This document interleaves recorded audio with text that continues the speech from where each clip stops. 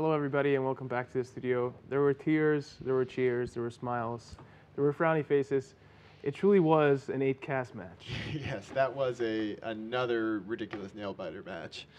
I'm It's amazed. like, Every I single time. don't know if they're doing this intentionally. They're just going like, I'll just stop this Navy Raven here and take a lot of unnecessary damage just to make it a nail-biter. So you could see when the camera switched back to Tinker Hell's golem there, as we were just like, as you guys were talking about, oh, they could be going down any moment now. We're just going to see that last volley to finish it off. It was not shooting for all. It was in the middle of reload. Yep. So if its reload hadn't been at that exact moment, it would have killed the Navy Raven.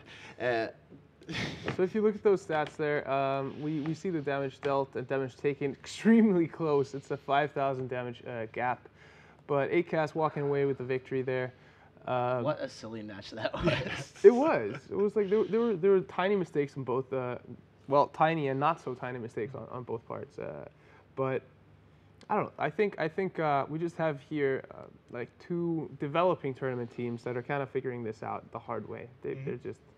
8-cast has been around for a long time. They've Well, done. the last NEO was their only other tournament. Didn't they do try and set up a team for the Alliance tournament? Yes, but they're not in an alliance. So we said no to them. Oh. Oh, we said no to them. I remember the meeting and didn't remember what we did. Yeah, because they're not actually in an alliance. Yeah. Okay. But they were at the last New Eden Open. Yes. But it's, both of these teams were in the last New Eden Open, I believe. And so well, similar. It was Tinkerell and Alt, and then it was so both of them have a bit of experience, but neither of them are exactly super experienced teams. Yeah. But yeah, either way, those were some pretty interesting setups. I mean, the kiting Navy Raven, I really like the setup overall. The problem is it relies on damps, and damps don't do anything against a Bastion Golem. Exactly. That's true. But I mean, it also what a relies crazy on match you moving. again. Yes, that helps too. What a crazy match. Yeah, a kiting setup where you forget to move. Darn. I knew there was a crucial piece of this strategy that I was missing. In my kiting setup, I probably should move. Yeah, we're seeing like these small mistakes here costing people the match. Or forcing matches to be way closer than they should. Yes, yes. So like, do you think that if 8-cast had made like a tiny little bigger mistake, they would have lost that? Yeah. Like were those mistakes even enough to make them lose the game, but they actually just got lucky because of that reload? I mean, that's the way it is in a lot of matches, actually. Yeah. That there's a lot of, sometimes we don't notice the mistakes. In this case, we were able to pick some of them out.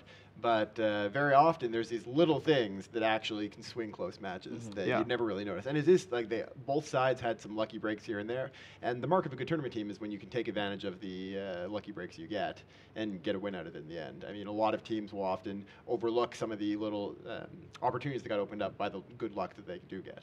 For instance, by not moving, they ensured that they would never violate the boundary. Yes. See, that's they're just taking the advantages where they could get them. So here's actually a pretty good tweet on the hashtag NEO2 hashtag on Twitter. Ripper Tag says 3 Navy Ravens, 0 target painters, clearly optimal. Not. Did they have some at the beginning, maybe on the Herons, and the Herons just died right away? I did not see them. Maybe, but I don't know. I don't know. But that's something that we can then, that 8-cast now knows for the next match. If they want to bring this comp again, maybe throw in a couple of target painters and the Herons in that setup would have been the perfect place for them. Yeah. So for instance, we should just be hired out as like critical coaches for these teams. Pay us some side money. We'll say, hey, missiles do really well with target painters and kiting setups. You should move. Valuable sort of insight like that. Yes, very, very, very valuable. And then they can also pay a little bit of extra fee, and you can give them fashion advice. Yep. See, so you'll actually notice that I've prepared a selection of ties for CCP Pro for next weekend, next Saturday. No, I'm not gonna wear a tie. I think it's too much. Tweet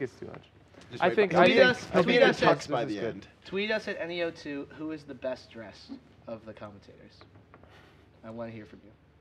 All right. So let's go into the bans for the next match. Next match is Stay Frosty versus Kids with Knives. And as we have been talking about, Kids with Knives, one of the best names in the tournament. Stay Frosty banned out the Scimitar and the Ishtar, and Kids with Knife banned out the Dominics and Oniros. So we kind of saw like the Oniros Scimitar ban that a lot of people have been banning, and then the Dominics Ishtar, but they just kind of split up. Yeah, Work they just together. split it up. Obviously, already simpatico with each other. Yes. They know what's going on. They're just not going to shoot each other. They're just gonna hug each other in space because they're so in sync. That would be great to just like come to an understanding where we're only going to brawl in the super fast tie-dye. But don't do that because we will Come down. down like a sack of bricks. Yes. So again, it's really it doesn't hard really tell you a lot. I mean, really these are the two most popular logistic ships and the two most popular drone ships. So you're going to pretty much guarantee you're going to knock out a bunch of your opponent's setups with these bans.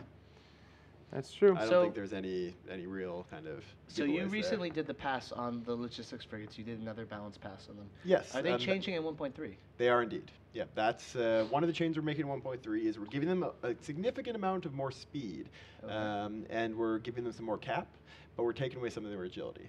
Okay. So they're going to be a good bit faster, and they'll be able to last a bit longer under newts, but it does mean that you have to be very careful about piloting them because you're going to very easily get out of range or too close. So we wanted to try to make them a fun ship to have a kind of a different flying experience with. Okay, cool. All right, so I just want to say the match is ready, but I want to correct. Apparently there were target painters on those herons, and Ripper Tag totally missed those, and I'm sorry if I cast doubt on you 8 casts. It won't happen again. He does that all the time to my designs, don't worry. So the match is ready, so let's get our predictions here. CSP Fozzie. I'm going to go with Stay Frosty on this one. I'm going to go with Kids with Knives. I'm going to go with Stay Frosty.